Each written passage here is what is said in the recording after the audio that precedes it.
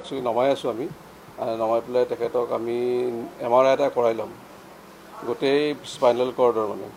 cervical যোনখিনি নেক গলৰ এৰিয়াটো চাৰ্ভাইকেল বুলি কয় আৰু তলৰখিনি নিচেছ থাকে সেইখিনি ডৰচেল বুলি কয় কিন্তু গোটেই একদম তললৈকে স্কিনিং কৰি স্পাইনেল কৰ্ডটো চাই ল'ম কাৰণ বহুতকেইটা ঘাপ তাতে পৰিছিলে আৰু পেটৰ এটা আৰু ভালকৈ আল্ট্ৰাচাউণ্ড কৰি ল'ম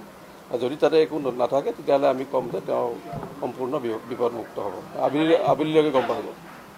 MRIৰ পিছত আৰু যদি কিবা অস্ত্ৰোপচাৰৰ কথা আহে তেতিয়া আপোনালোক কৈ দিম বা আমাৰ যোনখিনি যাৱতীয় দিব লগা থাকিব তেতিয়া নিউৰ' চাৰ্জাৰীটো চাই আছে নিউৰলজিক যদি লগা হয় আমি তেওঁলোককো ইয়াতে আমাৰ যোনটো এটা টিম বনোৱা গৈছে তেওঁলোককো লাগিলে সোমাই ল'ম তাতে নাই আমি দৰৱ কেইটা দি পেলাই ভাল পাইছোঁ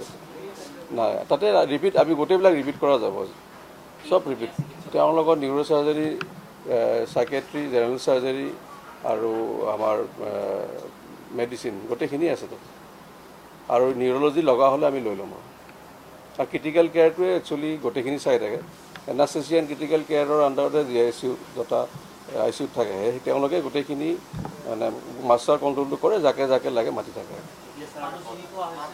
মাত কথা দিব পাৰিছে দেউতাকৰো চিনি পাইছে দেউতাকক চিনি পাইছে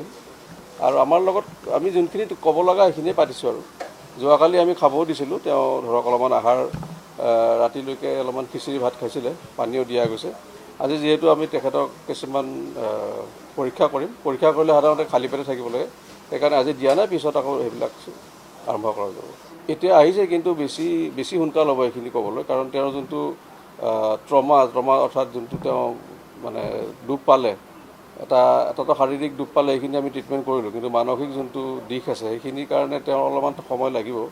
সেইখিনিৰ কাৰণে যোৱাকালি যেনেকৈ কোৱা গ'ল তেওঁলোকক আমি চাইকেট্ৰিক কাউন্সেলিং মেডিচিন যি লাগে অলপ মেইনলি কাউন্সেলিং লাগে আৰু এটা এটমস্ফিয়াৰটো